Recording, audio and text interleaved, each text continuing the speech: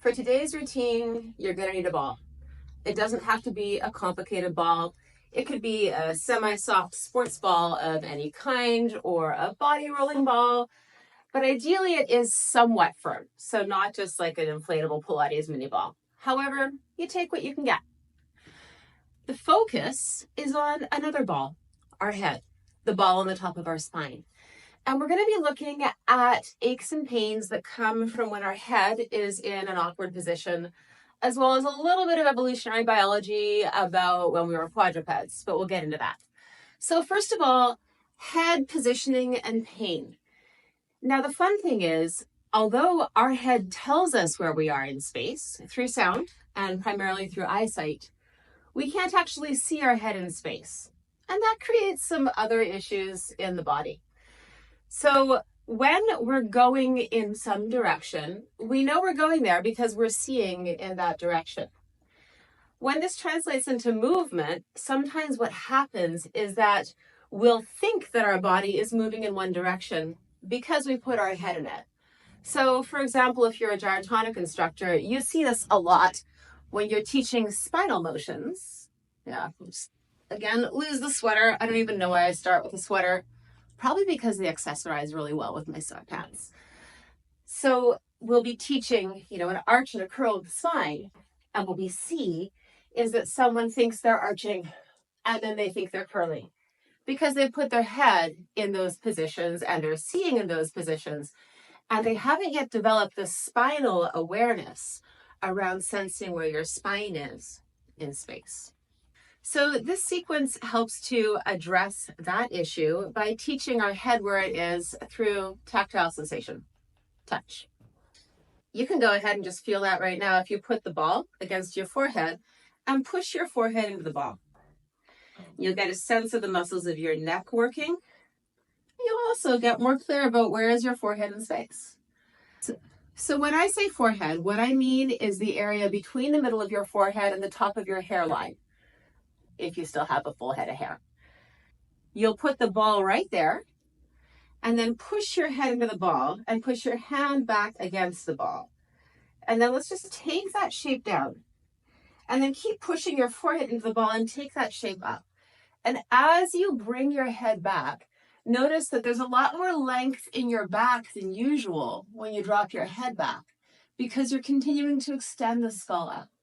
So we can do this about 4 times. You can change hands if you want for a nice shoulder warm up as well.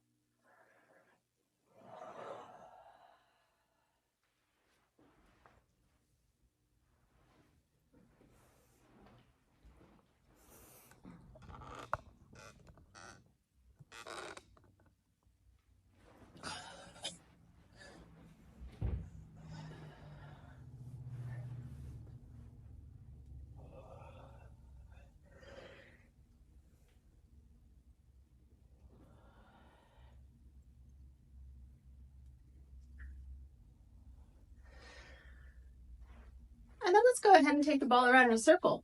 So keep pushing your forehead into the ball and your hand back into the ball and guide the ball in a circle. You could imagine that maybe you had an LED attached to a unicorn horn and it was drawing a circle on your ceiling and the top of your walls. Or maybe you'd like a less complicated image, in which case, come up with one yourself. Let's change hands and change sides. And again, just have a moment of appreciation for how much your upper back muscles are opening up as you give the head the feedback it needs to extend the top of your spine out of your core.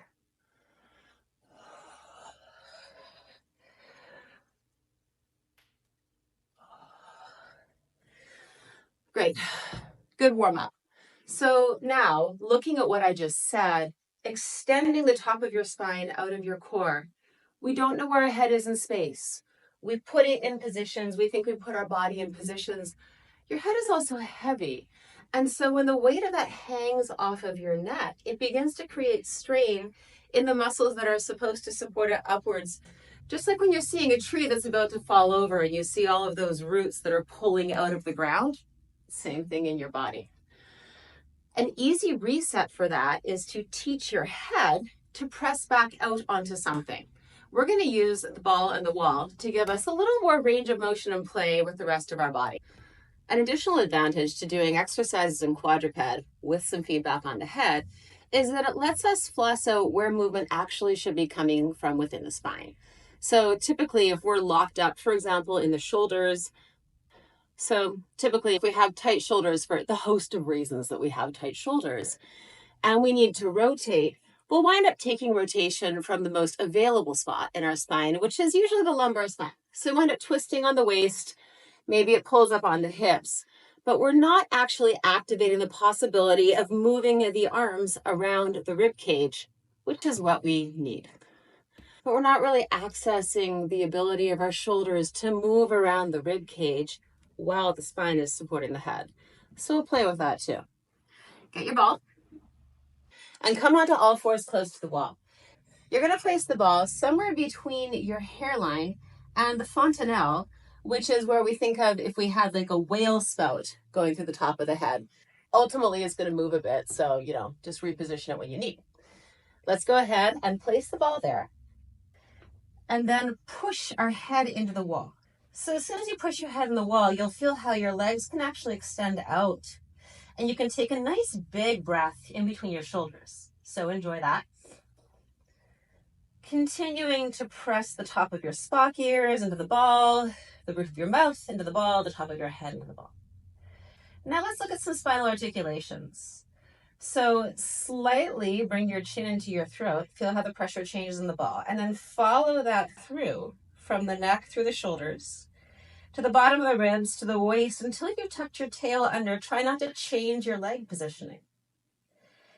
And then unfold also from the top. So look up slightly, push the ball down towards your hairline, and let that movement follow through the neck. Feel the motion trickling through your shoulders. Keep them broad. Let it go through the back, the ribs, and then finally the waist. As you change through your waist and your pelvis, don't let the stomach hang down. Keep the abdominal muscles up so they're even more aware of the front of your spine articulating. And enjoy that one more time, or maybe 8 if you're doing this on your own time. You can feel free to ignore me and do whatever you'd like, of course. You don't need YouTube permission. I'm going to move on for the sake of respecting your time, but you do you. So now that we've played with a spinal wave, let's play with some rotations. Take your right hand to your left shoulder. Keep pushing your head to the ball and reach your tail away, and then just move the right shoulder up and down a few times.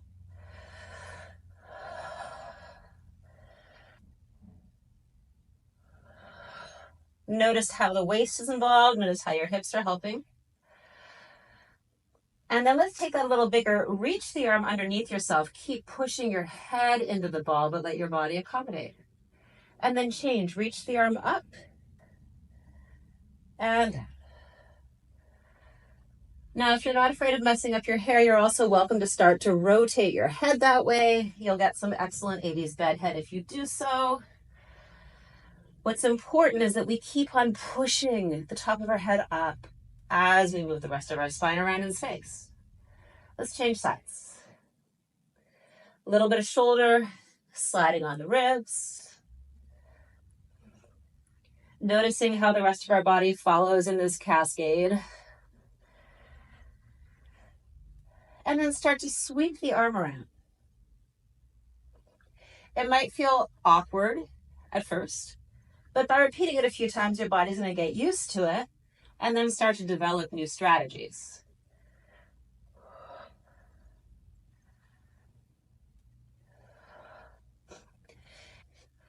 Now let's play with the back of our spine.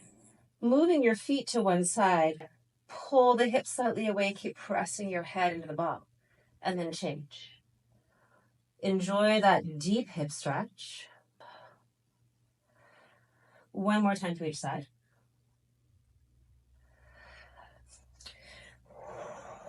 And then we'll stretch out the front of our hips.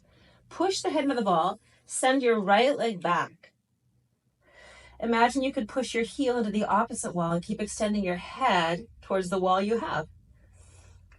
Take a long breath Squeeze your glutes and keep extending the heel out away from your spine for a gorgeous interior hip flexor stretch. So the psoas is going to get involved.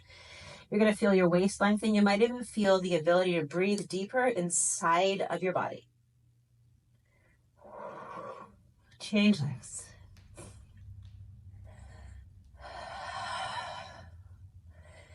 Use every muscle that comes to mind to help to elongate yourself, pulling yourself forward and back. Breathing your ribs wide. Moving in multiple directions because that's what we should be doing with our bodies and our minds. And then for fun, let's just extend a plank. Broaden your arms, push that opposite heel away. Drive the head forward and notice how that changes the loading. Let's take 4 big breaths into our back here.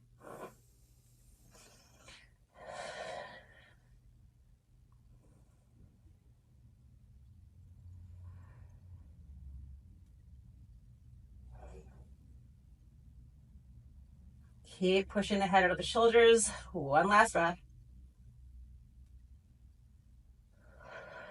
And then come down. So we can't possibly have a ball sequence for the upper body and not end with the nicest thing ever. This is like an active massage for your head, neck, and the back of your shoulders. And if you don't know it already, you're welcome. So we're going to take the ball, we're going to put it on the floor and lie ourselves down. Move the ball to the nape of your neck and press the back of your head into it. Stretch your shoulders out, let your hands find the ground, and start to roll your head side to side, squashing the ball into the carpet. Breathing into all the places in your body that are touching the floor. And enjoy the neck stretches as you push your head to one side and push the shoulders to the other.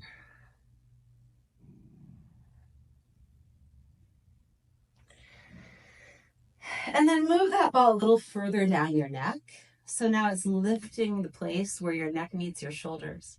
Squeeze it and look back. Scrunch your shoulders up. Take a few breaths here. Keep pushing the elbows down the ground, letting yourself lift further. And when you're ready, release the top of your shoulders onto the ball. So your neck is going to drape back. Now, if you're afraid that your head's going to fall off your body, you can always support it with your hands. And trust me, it's not going to. But sometimes our nervous system believes something different. But if your head's confident, just make sure the back of your neck continues to feel the ball. And roll a little further back. You can treat this as a massage, lifting your hips and going back and forth a few times. And then when you're ready, you're going to drape your scapula over the ball, letting your chest open and your head fall back. Allow your knees to open wide. Rock yourself side to side. And then a few times, just move your jaw forward and back to stretch out the front of the neck. It's particularly nice if you use your hands to pull the flesh down around the collarbone. There's another muscle located right beneath your collarbone that connects the ribs to the collarbone, and we think of it these days as a collarbone depressor. But when we were swinging from trees, it was very helpful to lift our body through the shoulder girdle.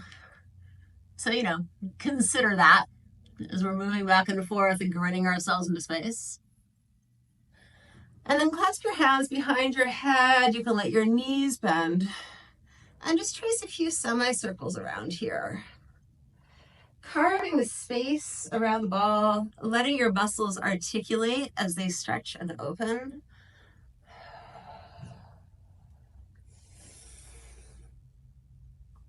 One more to each side. And then we'll call this done.